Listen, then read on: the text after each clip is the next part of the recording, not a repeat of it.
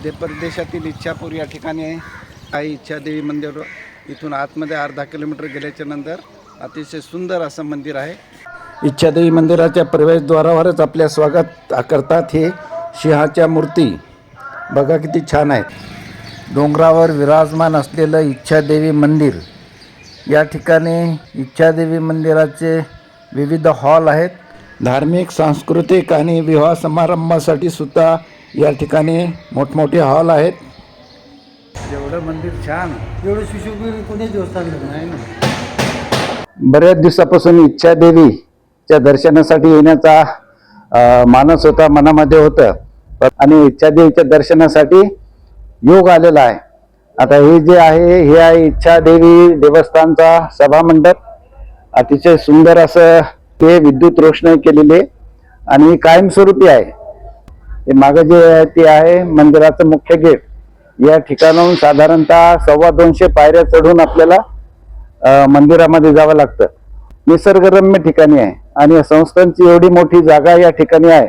वेगवेगळ्या या ठिकाणी शाळा आहे, पार्किंग आहे, त्याचप्रमाणे वेगवेगळे कार्यक्रम करण्यासाठी म्हणजे सामूहिक कार्यक्रमासाठी जागा आहेत, विवाह समारंभासाठी या ठिकाणी जागा आहे, या ठिकाणी आलेल्या भक्तांसाठी राहण्यासाठी आणि हॉल आहेत, रूम आहेत, पाण्याची व्यवस्था आहे। असं हे इच्छादेवी मंदिर आहे आणि हे मागे जे दिसते ते आहे मंदिराचं मुख्य गेट। आणि आता आपण जाऊ मंदिराच्या मध्ये दर्शनासाठी। आता या पायऱ्या चढून आपल्याला जावं लागतं, तर आता पायऱ्या चढायला आपण लागूया। अतिशय सुंदर असं मंदिर आहे, उंचावर मंदिर आहे।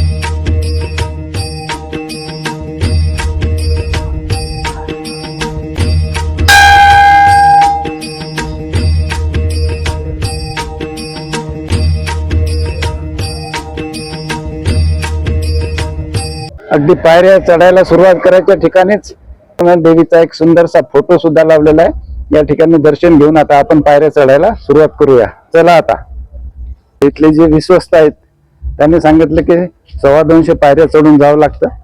आता रात्रीचे 8 वाजलेले, 10 वाजतापर्यंत मंदिर उघडं असतं आणि एवढी व्यवस्था सुंदर आहे या ठिकाणी आणि एवढी स्वच्छता आहे की या ठिकाणी आल्याच्या नंतर मन प्रसन्न झाल्याशिवाय राहत नाही।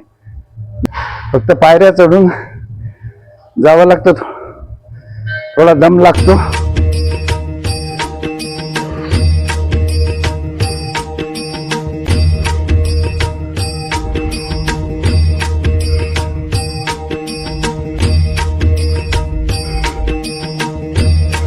अतिशय सुंदर मस्त मंदिर आहे।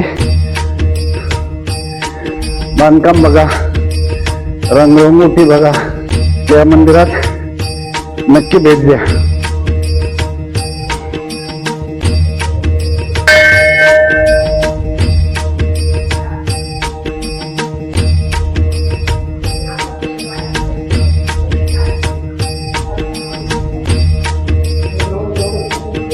मंदिराचा सभामंडप बघा किती छान आहे। सभामंडपात एवढं छान काम केलेलं आहे। सगळे जे पिलर आहेत त्या पिलरवर नक्षीकाम केलेलं आहे आणि कमानी केलेल्या आहेत। त्याच्याचप्रमाणे रंगरंगोटी तर एवढी छान आहे की रंगरंगोटी पाहूनच अगदी मन अगदी प्रसन्न झालेलं आहे। आता रात्री 10 वाजता मंदिर बंद होतं। जेव्हा ओंकारेश्वरला आपण जातो तेव्हा मुक्तेश्वर नगर निघाल्याच्या नंतर मध्य प्रदेशात बॉर्डरवरून आत प्रवेश केल्याच्या नंतर पहिले जे गाव लागतं, शहर लागतं, लहान शहर आहे इच्छापूर। आणि इच्छापूर मध्ये गावाच्या अगोदरच उजव्या बाजूला डोंगरावर इच्छादेवीचं मंदिर आहे। हे बघा पिल्लरचं काम कसं केलेलं आहे, किती छान नक्षीकाम आणि रंगरंगोटी। या मंदिराच्या कामाला तोड नाही असं हे मंदिराचं बांधकाम आहे। समोर दिसते आपल्याला इच्छादेवीची मूर्ती।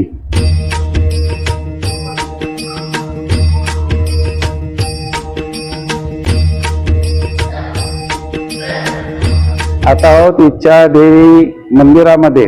या ठिकाणी जर दर्शनाला आलं तर आपल्या इच्छा पूर्ण होतात अशी या ठिकाणी भक्तांची भावना आहे आणि म्हणून या ठिकाणी मोठ्या प्रमाणात भक्त दर्शनासाठी येतात। वर आल्याच्या नंतर जे इच्छादेवी मंदिर आहे प्रत्यक्ष, ते मंदिर तर इतकं छान केलेलं आहे की तिथली सर्व रंगरंगोटी, तिथले मंदिराचे पिल्लर, त्याच्यावर केलेलं नक्षीकाम, कमानी आणि रंगरंगोटी तर त्याला चॅलेंजच नाही, इतकं रंगरंगोटी छान पद्धतीने केलेली आहे. आज आहे 19 फेब्रुवारी, छत्रपती शिवाजी महाराजांची जयंती आहे. आता गावामध्ये इच्छापूरमध्ये सुद्धा म्हणजे मध्य प्रदेशात सुद्धा आता छत्रपती शिवाजी महाराजांची जयंती चालू आहे. अशा या पुण्य दिवशी आणि भक्तिमय वातावरणामध्ये इच्छादेवीचं दर्शन या ठिकाणी झालं. या व्हिडिओच्या माध्यमातून इच्छादेवी मंदिराचा आणि इच्छादेवी संस्थांचा जो व्हिडिओ आहे तो आपल्याला बघायला मिळणार आहे. आणि या माध्यमातूनच इच्छादेवी मंदिराचं, इच्छादेवीचं दर्शन घडवण्याचा एक मी आपला प्रयत्न केलेला आहे.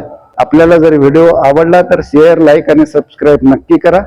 तसेच माझं चॅनल आहे भारत परिक्रमा, हे चॅनल सबस्क्राईब करा. मंदिरामध्ये दर्शन झाल्याच्या नंतर या सभामंडपामध्ये बसल्याच्या नंतर एवढी नीरव शांतता आहे या ठिकाणी आणि इतकं सुंदर मंदिर आहे, भक्तिपूर्ण वातावरण आहे. आता रात्रीचे साधारणतः 8:30 वाजलेले आहेत. आता असं वाटायला लागलं की याच ठिकाणी 10 वाजेपर्यंत बसावं. 10 वाजता मंदिर बंद होते, तोपर्यंत या ठिकाणी जरी बसलं तरी चालतं. अतिशय मनाला प्रसन्न करणारी जागा आहे. आणि माझ्या सगळ्यात आवडीचं जर मंदिर असेल या मार्गावर, ओंकारेश्वर मार्गावर, तर हे इच्छादेवी मंदिर आहे. इच्छादेवीचं दर्शनही झालं आणि खरोखर इच्छा पूर्ण झाली का नाही? हो.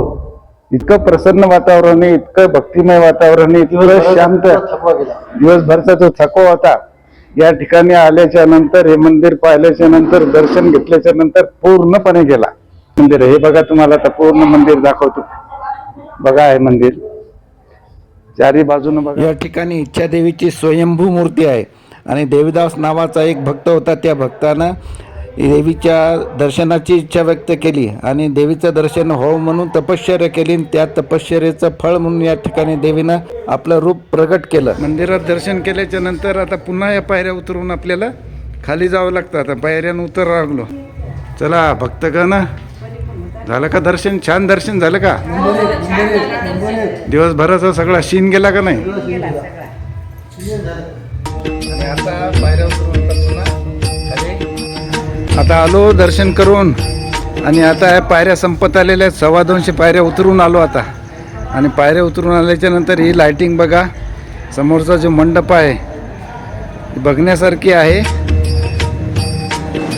मन प्रसन्न करणारं वातावरण या ठिकाणी. काय झालं दर्शन तात्या? दर्शनाला काय चालेल नाही बाबा. चालेल नाही ना. रात्री मुक्कामाची व्यवस्था या ठिकाणी होती. संस्थांची अतिशय उत्तम या ठिकाणी भक्तनिवासाची व्यवस्था आहे. हे मागे दिसतात भक्तनिवासच्या रूम. खालच्या मजल्यावर रूम आहेत, वरच्या मजल्यावर रूम आहेत. अशी एकंदर छान व्यवस्था या ठिकाणी आहे. चला आता सकाळी सकाळी इच्छापूर या ठिकाणी निघालो. आमची गाडी आता निघालेली आहे.